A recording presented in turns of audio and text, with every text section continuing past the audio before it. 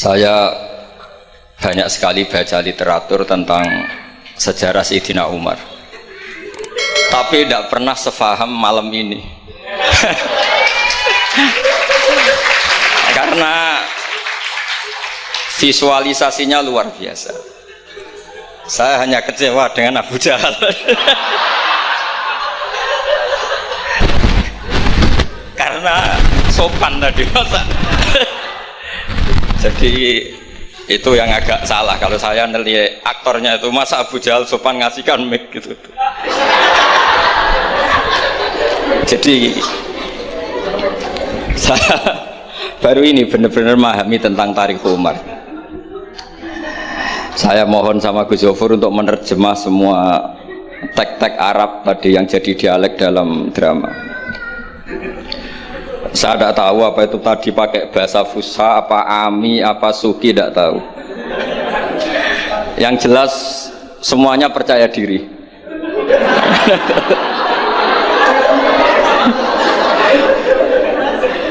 Saya itu masih ingat cerita guru saya ketika masih sekolah, masih kecil. Ada anak baru latihan bahasa Arab mufrodat. Jadi dia taunya kalau yadun itu tangan, kalau anta itu kamu. Ya kalau jalan ya saro, kalau kepala ya roksun, kalau saya ya ana. Ketika dia baru ahli mufrodat di Arab, kepalanya diusap-usap sama orang Arab.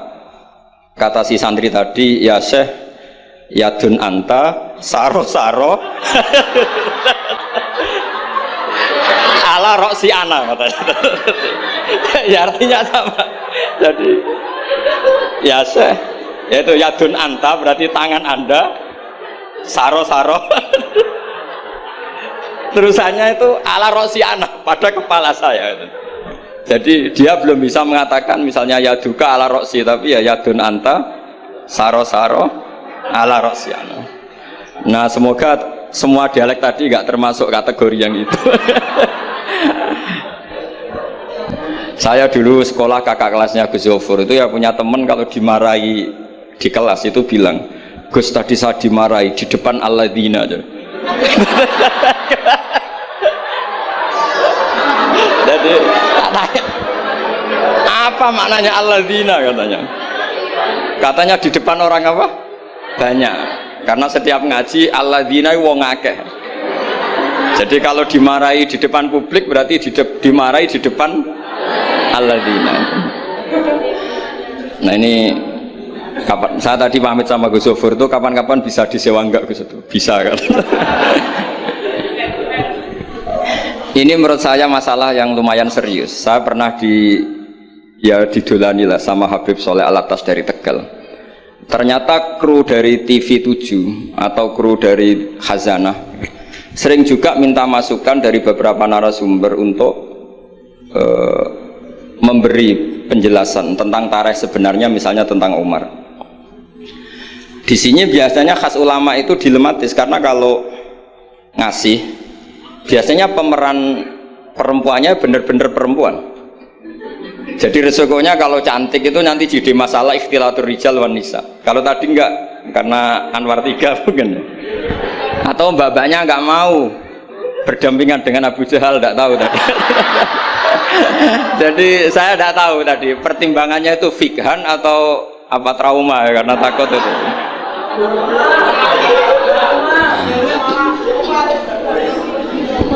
Para adik-adik santri yang saya cintai, saya bersyukur sekali karena saya biasanya nggak pernah mengacara mau itu hasanah, ini mutor ya, karena yang merintahkan guru kita yaitu Kiai Haji Agus Abdul Ghafur. Begini, saya punya usul pada anak-anak.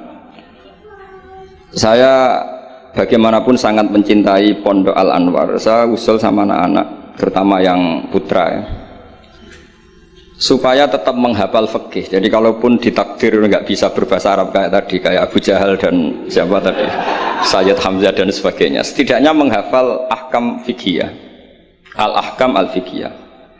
Jadi saya mohon muhafadzahnya itu tidak hanya Quran lafdzon wa tilawatan, tapi menghafal ahkam. Ini penting sekali karena kelebihan kita di kampus. Ini pengalaman saya kerja di kampus. Keunggulan kita adalah kita ini hafal kepastian hukum fikih. Jadi misalnya Kangkang harus hafal meskipun nggak bisa baca teksnya, kalau iddatul mutafa'an hazaujuha itu arba'ata asyuri wa asyra. Kalau dia min dawatil hamli wa ulatul ahmali ajaluhunna ayyatuna hamlahun dan sebagainya dan sebagainya. Ini penting sekali karena ternyata yang saya baca beberapa orientalis atau beberapa orang barat itu masuk Islam itu karena Islam itu dianggap hukumnya itu detail, termasuk mengatur pernikahan, perceraian, tata kelola ekonomi, tata kelola negara dan sebagainya dan sebagainya. Saya pernah ditanya menyangkut ekstremis. Kalau dalam bab dosa besar misalnya, akbarul kabair ba'dal isyrak billah adalah qatlul mu'min. Jadi dosa terbesar setelah isyrak billah adalah qatlul mu'min, membunuh orang mukmin. Lalu pertanyaannya adalah, kita hidup di negara Indonesia yang penjahatnya ya mukmin atau muslim, yang kadang premannya juga mukmin juga muslim. Lalu kalau kita membela diri duel gitu dengan penjahat, lalu kita akhirnya membunuh si penjahat tadi, apakah masuk ayat wa may yaqtul mu'minam muta'ammidan karena dia orang mukmin? Jawabannya adalah kitab fikih itu menyediakan bab namanya kitabus siyal, bahwa mangkutila duna mali fahuwa syahid, mangkutila duna ahli fahuwa syahid.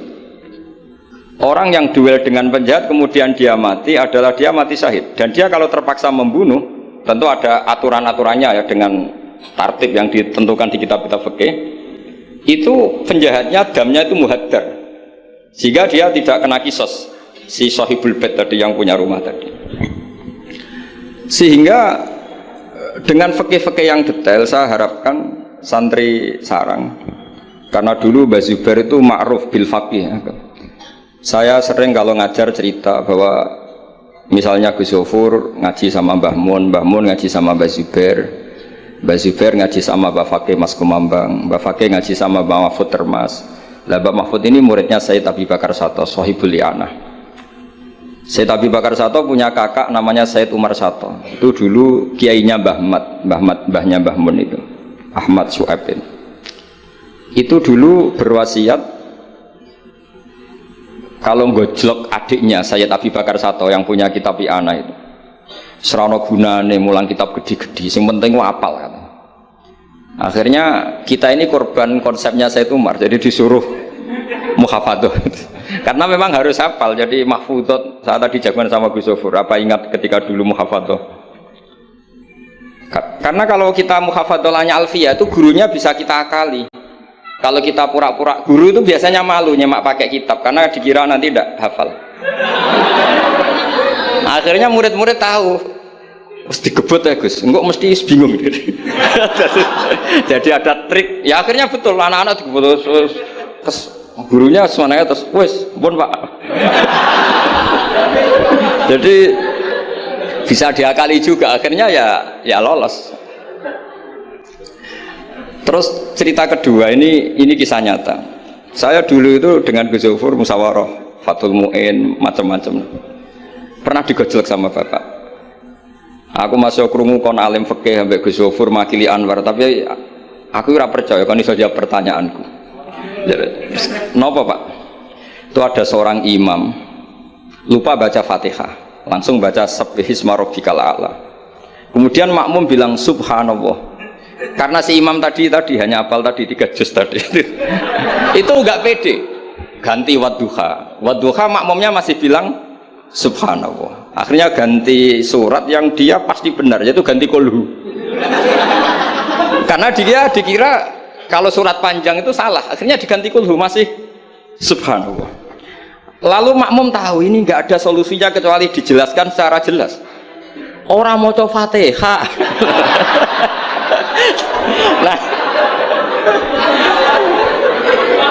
Lah itu fikih kita. Makanya saya berharap nanti Gus Zofur juga ngarang fikih yang seperti ini. Apakah yang seperti itu membatalkan sholatnya makmum? Karena darurat, hanya subhanallah nggak memahamkan. Dia mau tidak mau harus ngomong. Kalau masalahnya itu tidak baca Fatihah. Nah, ini nanti supaya jadi Fathul Masalnya Anwar 3 itu kalam ini termasuk membatalkan apa? Enggak. Karena kalau cari padanan ayat Quran tentang Fatihah juga tidak yakin imamnya paham. Misalnya pura-pura baca walaqad atainaka sab'am minal mathani yang artinya Fatihah juga saya yakin imamnya juga gak paham. Jadi ini ada masail-masail fiqhiyah yang setelah ditanyakan memang fikih dulu itu tidak memuat. Kita harus kreatif, tapi bukan berarti merasa istihad untuk jawab beberapa pertanyaan.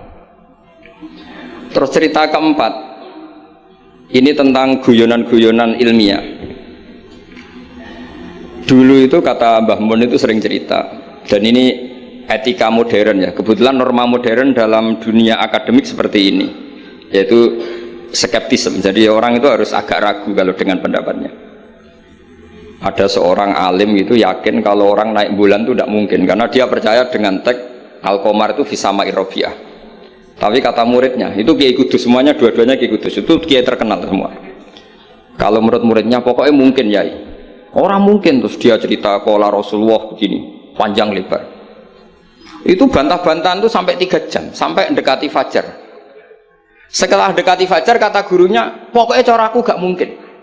Terus muridnya bilang, alhamdulillah, ya ampun betul nopo-nopo. Gurunya janggal. Kenapa kamu sekarang taslim padahal mulai tadi kamu terus bantah saya? Karena guru saya sudah bilang menurut saya. Itu haknya guru kalau bilang menurut saya. Tadi Anda bilang Pak Guru bilang qala Rasulullah. Itu Rasulullah itu milik kita semua. Jangan-jangan tafsir guru salah. Makanya saya bantah terus. Jadi itu unik. Tapi kalau sudah menurut saya ya sudah itu menurut guru. Kalau tapi bilang kalau qala Rasulullah gini-gini bisa saja guru salah dalam menafsirkan qala Rasulullah. Ini penting sekali dalam ulumul Quran. Saya yakin Gus Zofur lebih tahu. Misalnya begini, saya sering kali digugat oleh para saintis, Pak Bahak, dalam proses embriologi itu tidak ada min alakid segumpal darah.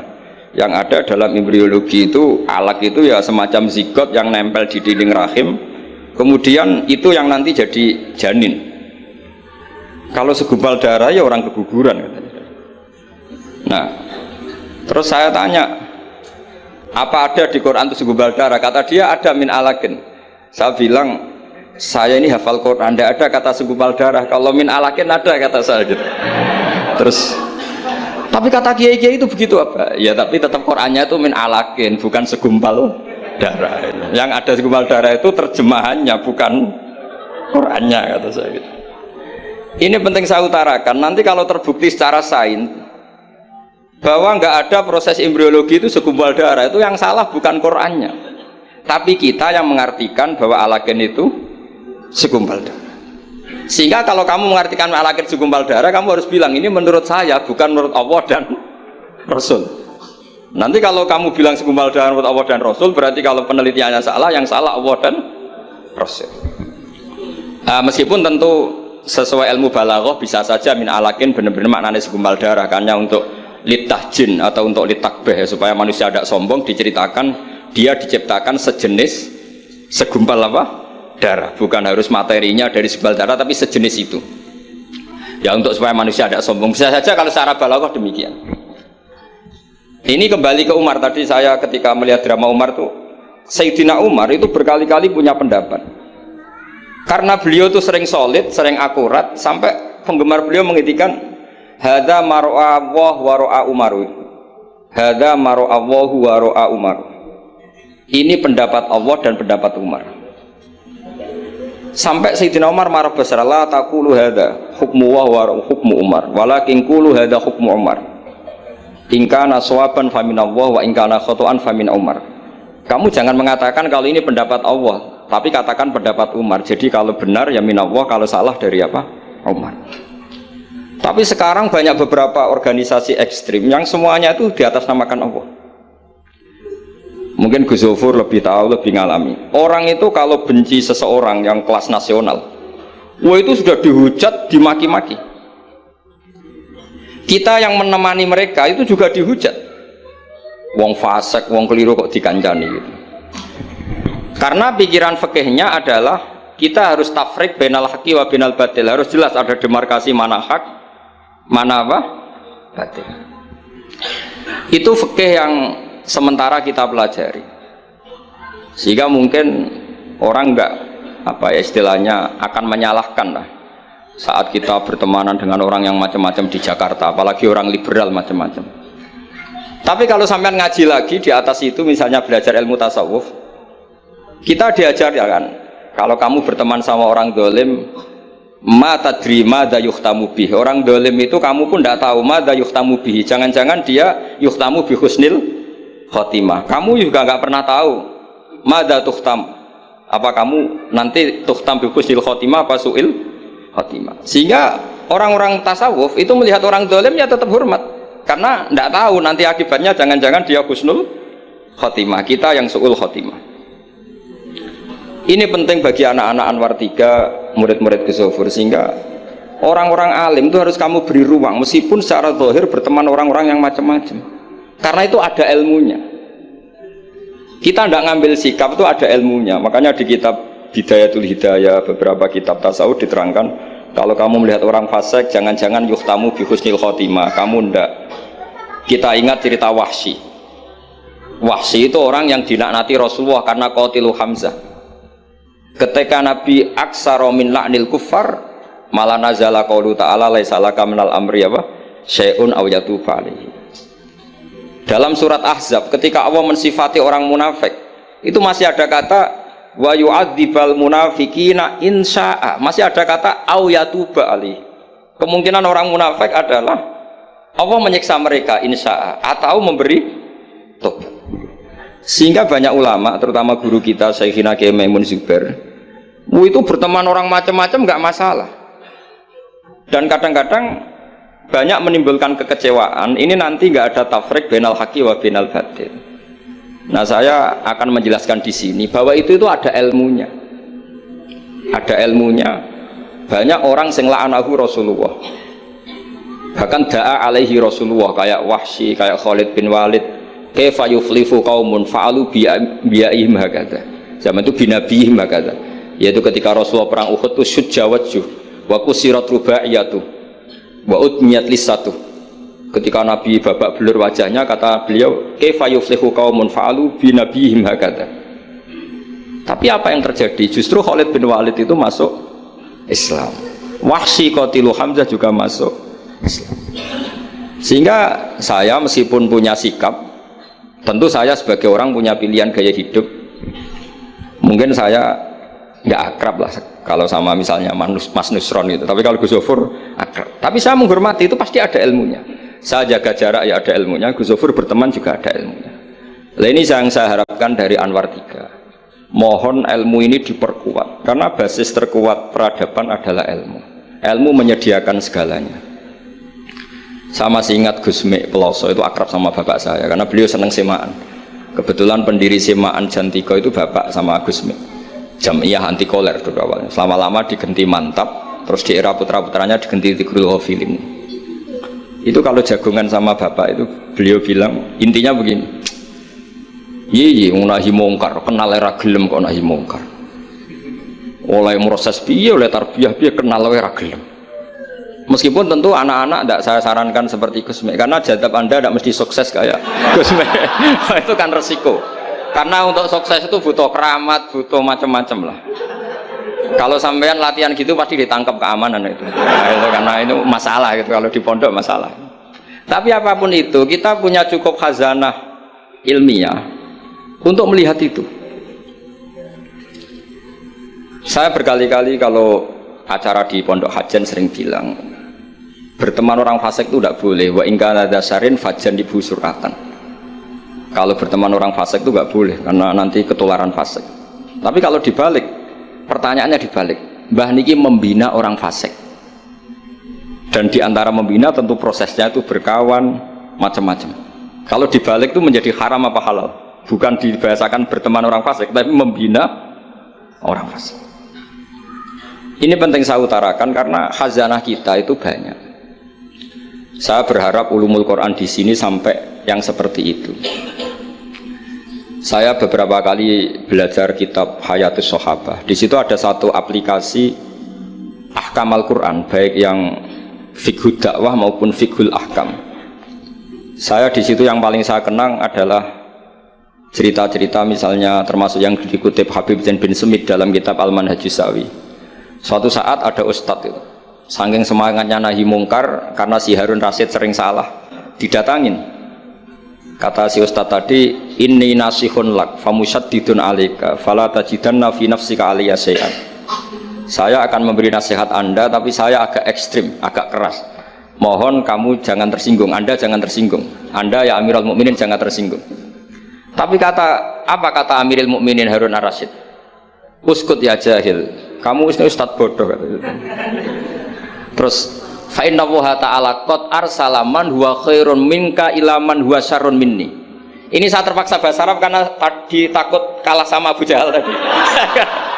Jadi ini mohon sekali ini kompetisi. Jadi kalau Abu Jahal saja bisa bahasa Arab, masa saya kiai tidak bisa bahasa Arab. Jadi saya tadi itu iya kan di Abu Jahal saja bisa bahasa Arab, fasih lagi tadi. Yang saya kecewa dia sopan ngasihkan mic tadi. Duduknya sudah benar gak sopan tadi sudah benar, jadi memerankan Abu Jahal memang harus gak sopan. Tapi semoga berakhir nanti diteruskan jadi Abu Jahal repot. Nah ini kata Harun Ar-Rasyid, inna Allaha ta'ala qad arsala man huwa khairum minka ila man huwa syarrun minni. Wa ma'a dzalika qala ta'ala faqula lahu qawlan layyinan la'allahu yatadzakkaru aw yakhsha. Tentu kita tahu Allah mengutus Musa dan Harun, atau Musa saja yang populer. Musa itu man huwa khairun minka, tentu Musa itu lebih baik ketimbang Anda. Ila man huwa syarrun minni, tentu Fir'aun itu lebih buruk ketimbang saya. Itu saja masih ada aturan faqula lahu qawlan layyinan. Kamu harus ngomong yang halus. Kok kamu dakwai saya mau pakai kasar? Akhirnya si Fasakata tadi yang gurunya langsung ustadz, yang ustadz tadi langsung diam dan ngakui kalau Harun Ar-Rasyid lebih alim ketimbang dia. Nah saya harapkan nanti ulumul Quran di setai 3 itu tidak sekedar mengenali mufrodat, tapi mengenali makna terjemah, juga makna yang bisa disimpulkan dari ayat-ayat Qur'aniyah. Sehingga nanti keyakinan saya ya, apapun berubahnya zaman, nanti Quran itu tetap bisa dibaca kalau cara maknani seperti itu. Tapi kalau Anda maknani mufrodat, resikonya adalah mufrodat yang disebut itu kadang sudah tidak ada. Yaitu tadi misalnya wal khayla wal biwala wal hamira litarukabuha wazina. Tentu sekarang kita naik Innova, kita naik mobil, bukan naik khayl, bukan naik biwala. Tapi kalau dimaknani secara tadi, pokoknya ada markup, ada tunggangan yang kita naiki, ada tunggangan, dan kalau kita dapat nikmat tunggangan itu kemudian kita syukur litaslawu ala dhuhuri, ya yang penting sumatat guru nikmata rabbikum. Ini penting saya aturkan karena saya berkali-kali berdebat juga. Kalau di kota itu kan ada dialog, bahkan ini mungkin Gus Zafur lebih tahu ya, saya pernah di UII itu pernah disurati sama Majelis Mujahidin Indonesia. Di situ diterangkan kalau sekian terjemahan Kemenak itu salah sekian, miliknya UI salah sekian. Di antara yang diundang itu saya, dianggap makili UII. Tapi apa yang terjadi? Mereka itu karena maknani itu pakai mufrodat, tidak mau pakai ilmu balaghah, tidak mau pakai analisis-analisis yang harusnya terjadi dalam ulumul Quran. Saya punya contoh demikian. Saya sering belajar kitab namanya kitab Ar-Risalah, karangannya Imam Syafi'i ketika sering surat-suratan sama Abdurrahman bin Mahdi. Kata Imam Syafi'i, Quran itu lisanul Arabi, dan lisanul Arabi itu awsa'ul lisanan, lisan yang paling luas. Sehingga ketika beliau ditanya, kenapa Anda mewajibkan tolabul ma', mencari air, ketika orang harus tayamum di perjalanan? Terus Imam Syafi'i menjawab, falam tajiduma'an, kemudian kalian tidak menemukan air, itu baru fatayammamu so'idan thayyiban. Beliau dengan enteng mengatakan, la yuqalu liman lam yatlub lam yajid. Orang yang belum pernah mencari tentu tidak bisa dikatakan tidak menemukan, tapi tidak tahu namanya. Jadi kalau dikatakan tidak menemukan, pasti ba'da sabti tolab, setelah mencari. Kalau belum mencari kok mestinya tidak tahu, bukan bisa dibahasakan tidak menemukan. Nah saya berharap anak-anak ini karena ditunggui Mbah Mun yang ma'ruf dengan tafsirnya Gus Zofur. Karena Mbah Mun itu murid Said Alawi. Said Alawi punya karangan Takrirat Faidul Khobir yang dikarang Said Alawi dengan Habib Abdurrahman Al-Musawa kalau nggak salah. Yang nyarain agamanya Sezam Zami. Dulu saya belajar itu juga sama Gus Zofur karena dulu yang ngajar Mbah Mun sendiri. Saya juga sering menerima keluhannya Gus Zofur di Jakarta, di mana-mana orang analisis Quran itu tidak pakai ilmu balaghah. Ini repot sekali. Karena kalau kita tidak pakai balaghah maka al-adat yufidul hasra. Kalau dalam kaidah usul fikih al-adat la yufidul hasra. Ketika Allah pakai kata hitungan itu belum pasti hasr. Jadi taruh saja misalnya begini, ini yang kisah nyata dalam hadis sahih. Ketika Rasulullah itu memintakan maaf sama orang munafik, terus kata Allah mengingatkan intastaghfir lahum sab'ina marratan fala yaghfirullahu lahum. Kata Nabi, jika 70 tidak bisa dimaafkan, wa sa'azidu ala sab'in. Ya sudah, saya tambahi lebih dari 70. Ternyata sama Allah didhawuhi, maksudnya tidak gitu. Kamu mintakan ampun untuk orang munafik maupun tidak, sama-sama tidak saya ampuni. Sehingga terus ada kaidah al-adat la yufidul hasra. Ini penting dalam ulumul hadis atau ulum usul fikih. Karena kalau nuruti adat, Nabi sering dawuh misalnya man sholal bardan dakhalal jannah. Orang yang sholat pada waktu dua dingin yaitu subuh dan asar dakhalal. Terus kamu mau tidak sholat zuhur misalnya, dan sebagainya dan sebagainya. Nabi sering menyebut kebenaran, misalnya kebaikan adalah ini. Terus kamu tidak akan melakukan kebaikan yang lain, tentu tidak mungkin. Ini masalah-masalah yang menurut saya serius semenjak ada banyak ormas-ormas yang sidik-sidik katanya kembali ke Quran dan apa? Hadis. Itu tapi kalau guyonannya orang-orang pesantren, ya kamu saja yang kembali. Karena keluar Anda terlalu jauh. Kalau kita tidak perlu kembali, wong sudah di dalam katanya. Yang keluyuran kemana-mana kan kamu. Kalau kita tidak pernah kemana-mana, jadi ngapain kita yang kembali? Anda saja yang apa? Kembali. Jadi ini penting ya, penting sekali. Karena pengalaman saya di Jogja, pengalaman saya di Jakarta ketemu orang macam-macam itu, memang pernah ya di Jakarta pernah ada satu acara. Ya acara seperti ini. Itu yang datang seorang kiai yang ya biasa pakai sarung, ada yang pakai celana. Itu pas mulai pegang mic ada separuh hadirin keluar. Alasannya gampang. Belum enggak pakai sunnah Rasul. Karena kiainya enggak cingkrang. Itu sudah keluar separuh. Ketika saya ditanya, Bapak kenapa Anda masih mendengarkan mereka? Mereka enggak ngikuti sunnah Rasul, mereka enggak cingkrang.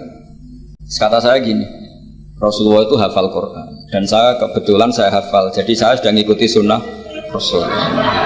Jadi kalau Anda ingin sunnah Rasul kayak saya harus hafal Quran. Kalau motong celana itu gampang kata saya.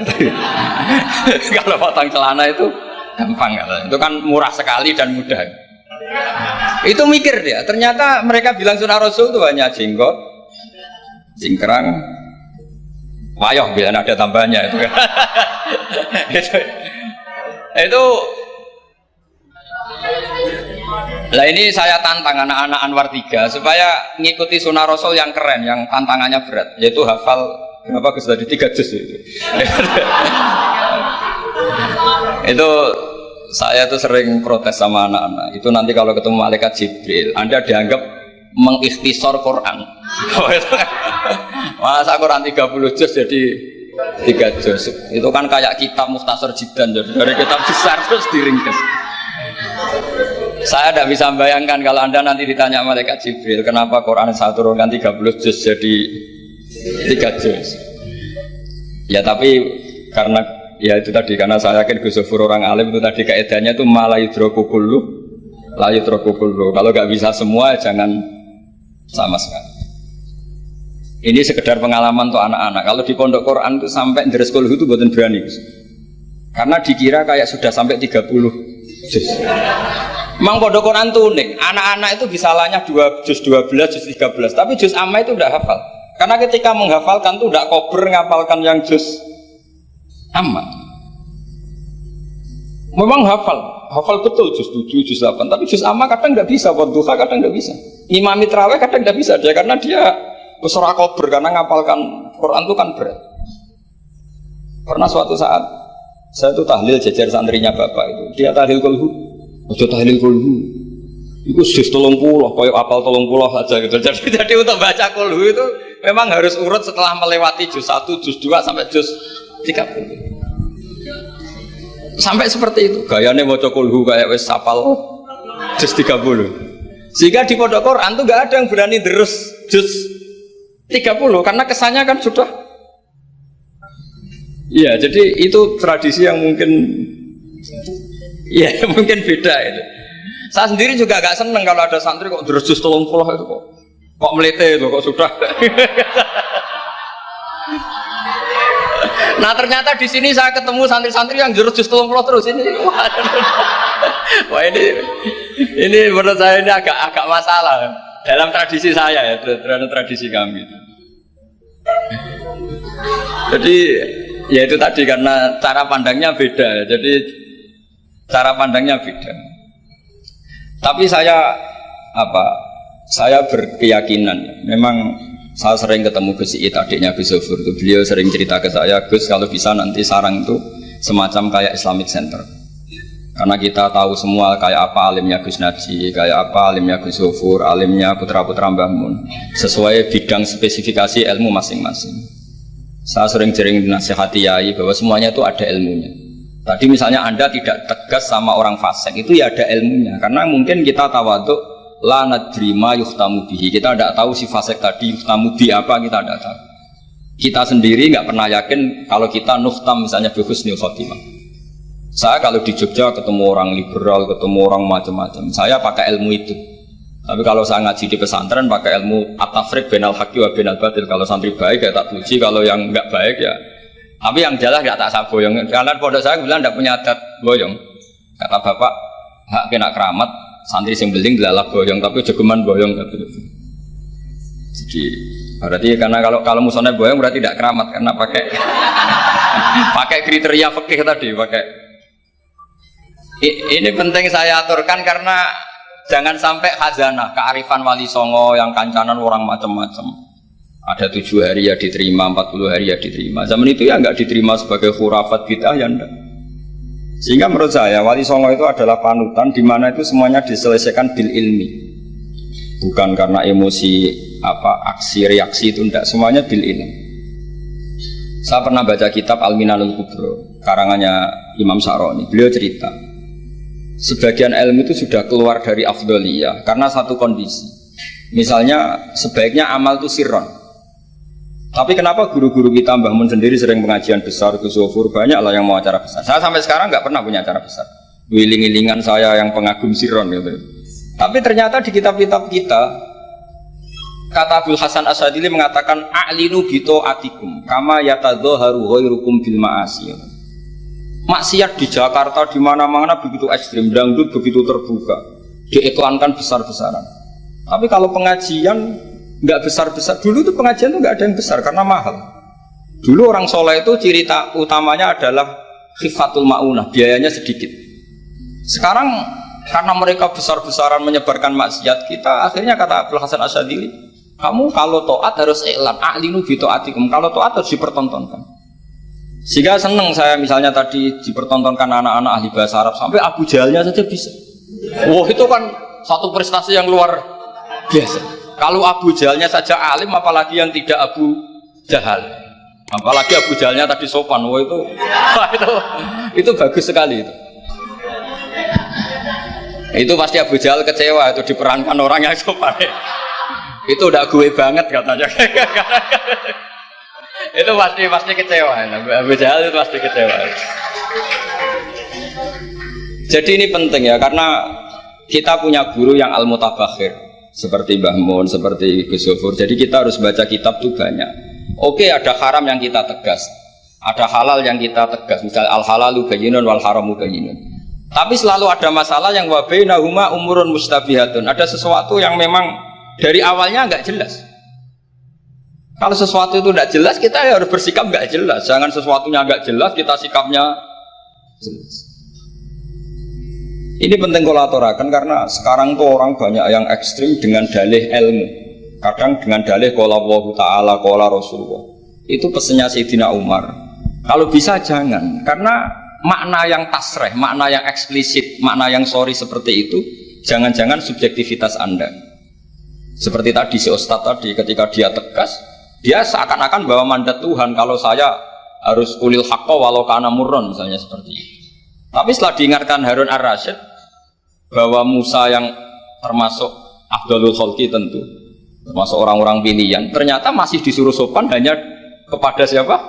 Fir'aun, yang jelas toh. Ini pelajaran bagi kita, makanya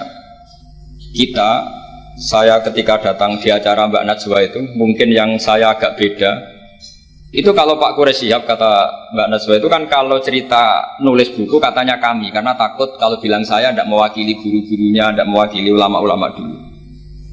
Tapi kalau anak-anak Anwar 3 tidak harus seperti itu, boleh nggak apa-apa kata saya.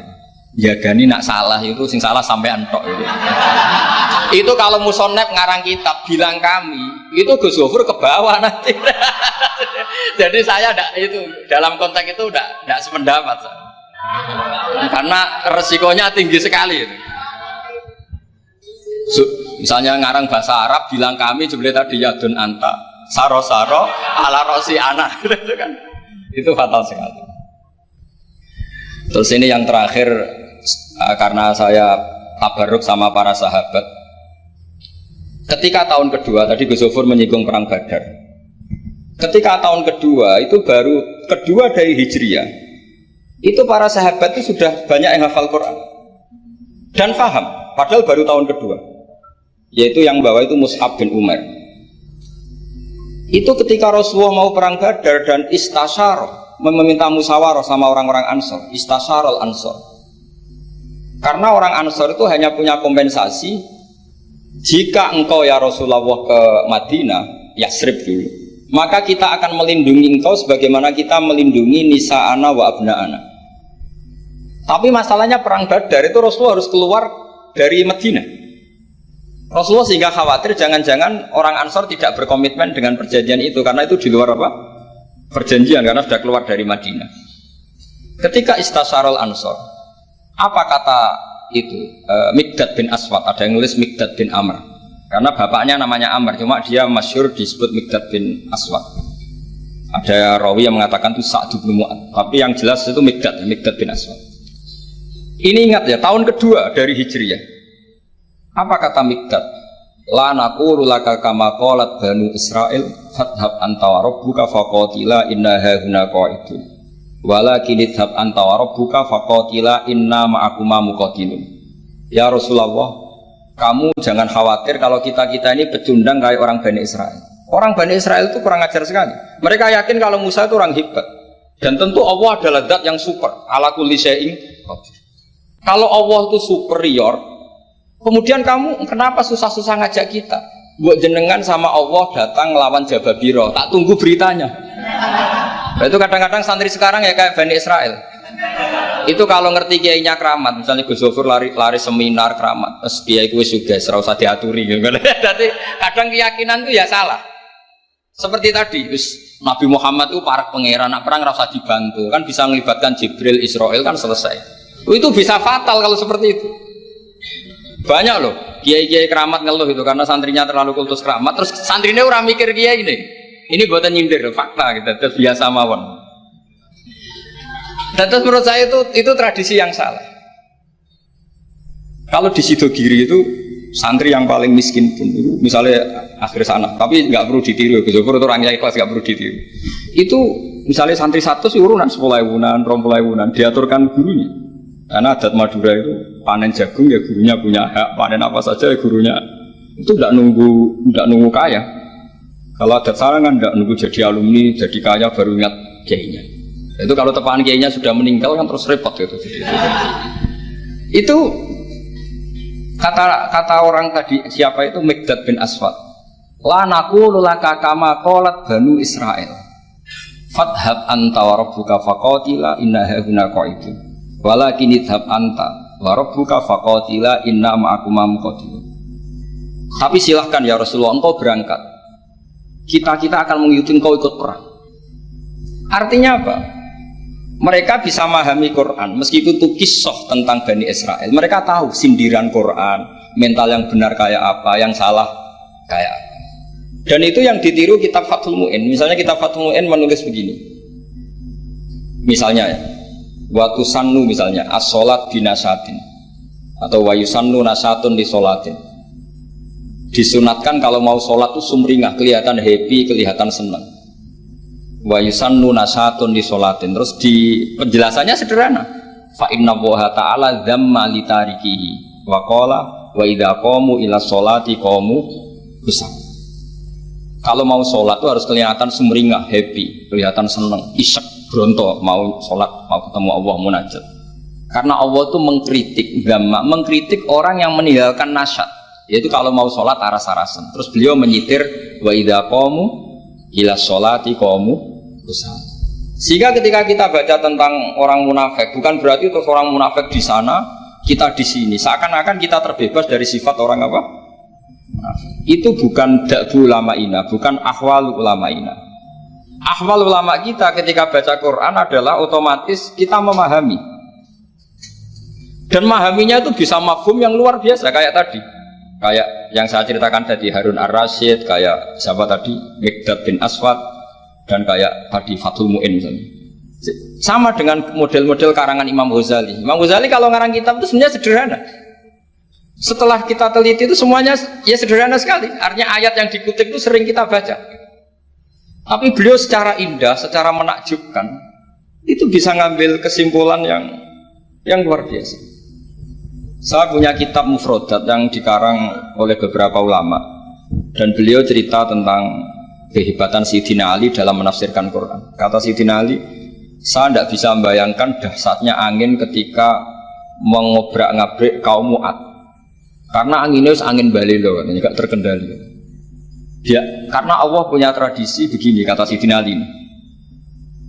Wa im min syai'in illa indana khazainuhu wa ma nunazziluhu illa biqadarin ma'lum. Segala sesuatu itu terukur dan saya turunkan juga dengan ukuran yang pas, biqadarin ma'lum. Tapi ketika Allah mensifati angin yang untuk kaum Ad disebut birihin sorsorin atiyah. Atiyah maknanya balelo, pakai tak. Ya, pakai tak. Terus yang sebagian ayat tentang Nabi Nuh. Inna lamma taghal ma'u hamalnakum fil jariyah. Togho itu maknanya lacut. Jadi air sudah gak terkendali, kayak di luar kendali malaikat. Sudah togho, sudah balelo. Saking balelonya yang main hantam saja kata Sayyidina Ali. Sehingga dua ayat ini menunjukkan betapa dahsyatnya banjir karena diredaksikan toghol ma. Begitu juga betapa dahsyatnya angin karena disebut birihin sorsorin atiyah. Jadi yang namanya atiyah itu pakai tok ya. Ini ain tok ya. Ini yang pakai apa? Ain alif ta. Jadi dari mufrodat ini kelihatan bahwa benar-benar dahsyat. Karena Allah punya adat segalanya terukur. Ternyata di situ disebut togholnya semuanya sudah keluar dari apa? Ukuran. Ini saya mohon sekali karena anak-anak Anwar 3 ini menangi Mbah Mun, menangi Gus Zufur. Saya sendiri diminta beliau bantu ngajar di sini. Jadi saya mohon sekali karena ini banyak ya nabi al-ilmi lah, banyak sumber-sumber ilmu. Tolong sekali dimanfaatkan yang baik. Terutama anak-anak yang di muhadharah ini kajian-kajian fikihnya itu harus dihafalkan. Karena hafal ini sanad kita. Dulu Mbah Mat itu ngaji sama Said Umar, kakaknya Said Abi Bakar Sato. Memang semua kitab itu harus mahfudz, harus dihafal. Saya sendiri dengan Gus Zufur itu yang mendapat barokah muhafadzah zaman sekolah. Dulu kalau nggak muhafadzah itu tidak naik. Tapi ya dulu bisa diakali ternyata itu. Dulu Mbak Fakih itu ahlinya Faati. Jadi kalau ada orang anak nggak naik ditanya, "Song kena ramuga pening di ngitung terminal, Mbah." Ngoten niku Mbak Fakih terus diunggahno. Kata beliau, "Nak nganti ning terminal dadi wong nakal aku sing kedosan." Mergo tadi mayu adi ilal haram nggih. Haram. Sehingga dulu masyhur kalau anak-anak tidak naik itu sudah kong kali kong. Oh nak takoki muni ning terminal ya. Karena kiai itu mesti pantangan. Taman kalau nggak percaya coba aja. Anak yang nakal mau boyong terus disowankan Gus Zufur. Gus, nak jenengan boyong balik mereman malih. Mikir, mesti kiai itu mikir. Tapi jangan pakai loh. Ini kan cerita dulu. Sehingga anak-anak yang gak muhafadzah itu mesti ada yang anak-anak lugu ditanya Mbak Fakir. Kalau nggak naik ning dicung ini, masya Allah, alhamdulillah. Ya orang munggah tenang. Jadi cara pandang kiai itu unik. Makanya ilmunya kiai susah dianalisis ini karena unik. Ya seperti itu. Ya, saya harap ilmu ini nggak jadi apa ya, nggak jadi masalah bagi anda. Terus nanti anda menteror Pak Musonep. Awas Pak Musonep, nah aku ramuga neng terminal. Wah, udah bisa. Ya saya kira demikian, semoga manfaat. Terus kalau ini ngapunten sangat sudah berbiasa, buatan sakit kalau acara-acara pidato buatan sakit. Nak ngaji kalau biasa, nak ngaji rak ngerpek, wonten kitabnya terus moco. Tapi kalau seperti ini tuh temanya jadi bias. Tapi ya semoga tadi barokahnya Sayyidina Umar tadi kok. Saya jadi malu gitu karena tadi Abu Jahal kok fase gitu, saya itu masih. Ya monggo doa bareng-bareng ya, mugi-mugi pondok ini pondok sing mubarokan, sing nafi'an ummati Rasulillah, nasihan lillahi wa li rasulihi wa li kitabi wa li aimatil muslimina wa amatihim. Al-Fatihah.